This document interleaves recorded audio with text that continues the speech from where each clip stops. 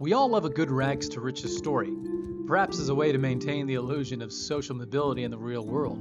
The Mount and Blade series allows you to live this story in a time where the only social mobility was how many angry, sweaty men were willing to commit violence in your name. Much like the Bethesda series of games, you begin as a solitary adventurer, broke and maidenless. But if you play your cards right, and work hard enough, and with just the right amount of luck, you may stop being broke. As this is a role-playing game, I decide to role-play as a short king, to try and understand and sympathize with the plight of the vertically challenged. As such, I modeled myself after one of the more famous pocket princes. Some of you may die, but it's a sacrifice I am willing to make. With this out of the way, we're thrust into Calradia, ready to become the worst thing to ever happen to this place.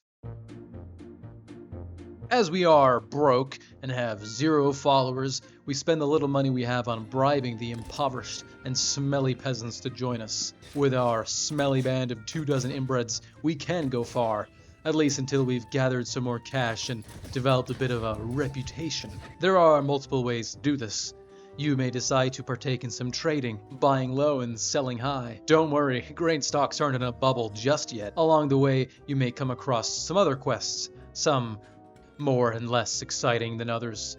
I recommend doing the fighting ones, as not only are they actually fun, but also have the added functionality of training yourself and your men for future encounters. Once you've developed this reputation, you may find yourself drawn into the very important and politically necessary conflicts of Calradia. Therefore, you're gonna need to know who you're fighting for. In no particular order, these are Botania, Unbothered, moisturized, happy, in the lane, focused, flourishing.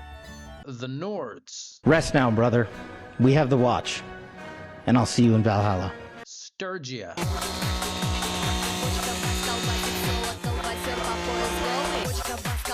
Khuzait, We are a ward. That is what we are. Yes, we are that. We are 100% that. That's not something to be proud of. It is something to be proud of. Vlandia, Asarai,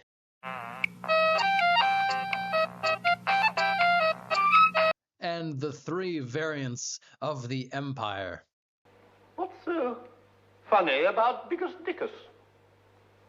As you may have inferred, these are real-life counterparts, inspired by history. This is to me one of the best parts of these games, because these armors look absolutely amazing. But you don't look amazing. You're covered in mud and filth. And you smell. If you want to be a true Bannerlord, you have to look the part. Uninstall Sheen and Timu. You're gonna have to do better than that. Once you've selected the appropriate drip, you may receive offers to join factions as a mercenary, where the game begins for real. And at this point, you can join armies, participate in sieges, do a cheeky bit of raiding, or as we like to call it, non-consensual transferal of material goods. You may win some battles, may lose some, but that's all part of the roller coaster of life. There's a lot of death on the roller coaster of life. A lot of death.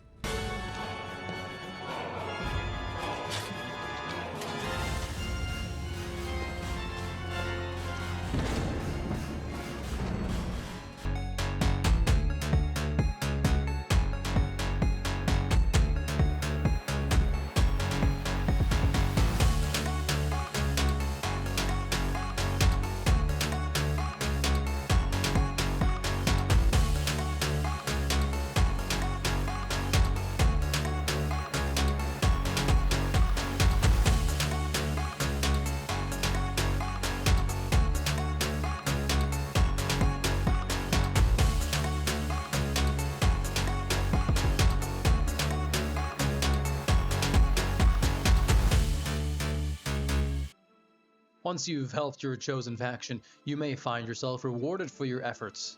If the king likes you or your drip, you may find that you've finally become a Bannerlord, given a fiefdom by your new liege, ruling over this glorious place. Small beginnings, I know, but you are now a nobleman, which means a number of things. You are not just allowed to order around the smelly inbreds as they toil for your benefit, no. You have responsibilities. No, but seriously, you technically have to defend the realm, which you can do, of course, if you want. Now we've arrived at the core gameplay loop of Bannerlord. Now here on the Nefarious Knight YouTube channel, we're all about inclusivity and education, which is why I'm going to summarize the core gameplay loop as if it were a lecture at Harvard Business School. At this phase, we transition into Bannerlord's primary economic combat value cycle.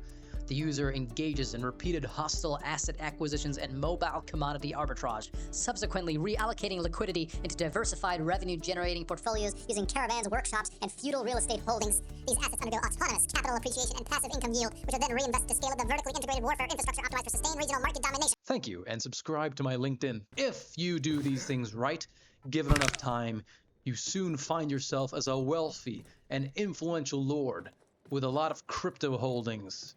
However, you may soon come to the conclusion that your life as a short king seems unfulfilling. You've achieved so much. You're a ruler. You have drip. You have a small army of sweaty, angry men ready to commit violence in your name, where Bannerlord surpasses Warband is allowing you the option to procreate.